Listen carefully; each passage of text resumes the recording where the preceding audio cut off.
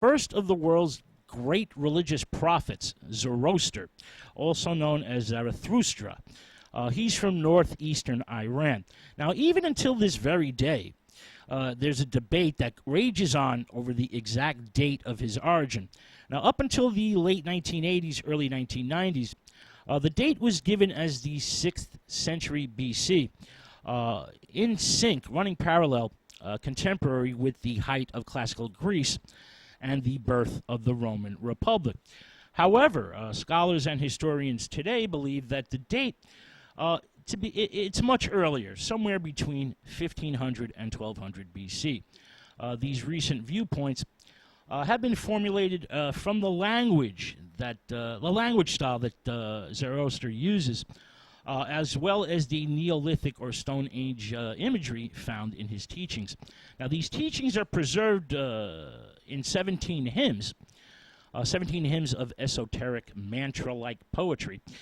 They feature a concept that has been very, very influential, that humanity is involved in a cosmic war, a cosmic struggle between the principal powers of the universe: good, light, and evil, darkness.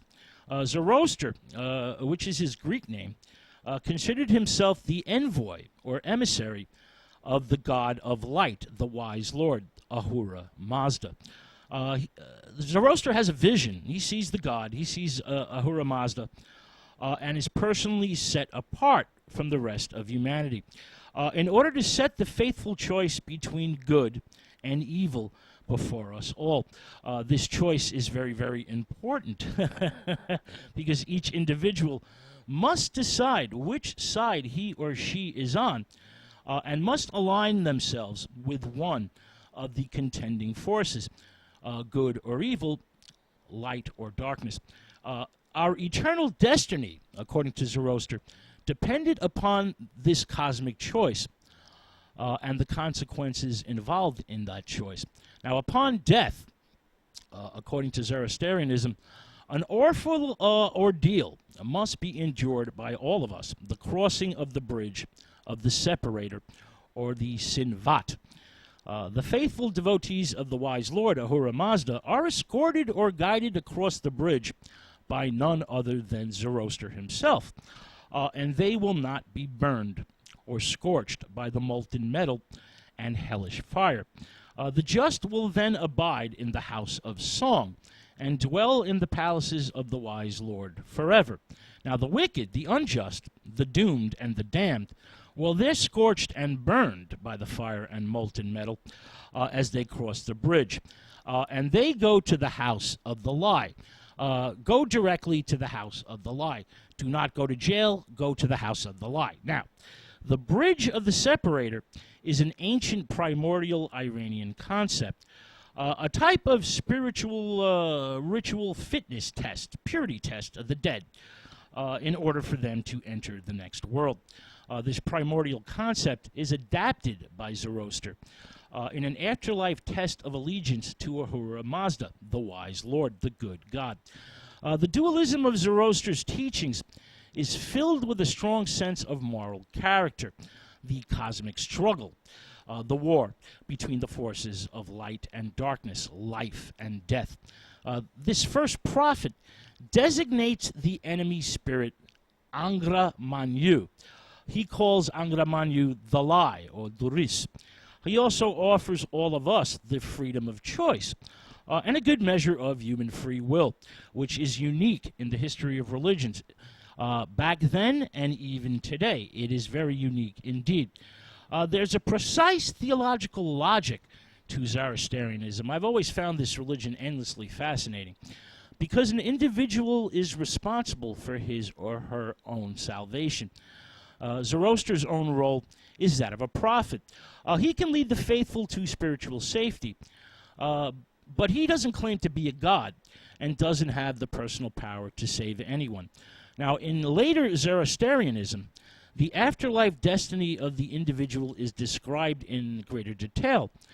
For example, the 9th century AD text, the Datsani Menoki Karat. I hope I'm pronouncing that correctly. Forgive me if I'm not. In which the deeds of the dead are weighed by Rashnu at the bridge of the separator. The soul then meets a personification of its past conduct. Now, if you were good, this personification is a beautiful young maiden, a beautiful young woman. If you were wicked, if you were bad, it's an awful, ugly hag who is not in the best of moods.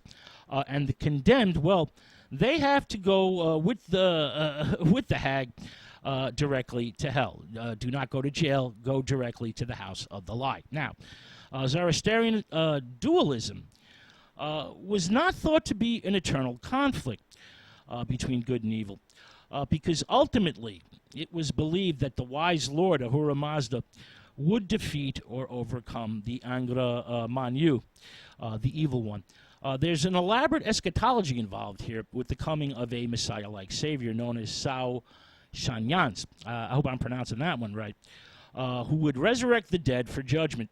The good would pass into heaven, while the wicked go to hell, where they suffer bodily punishment, physical torments for their sins.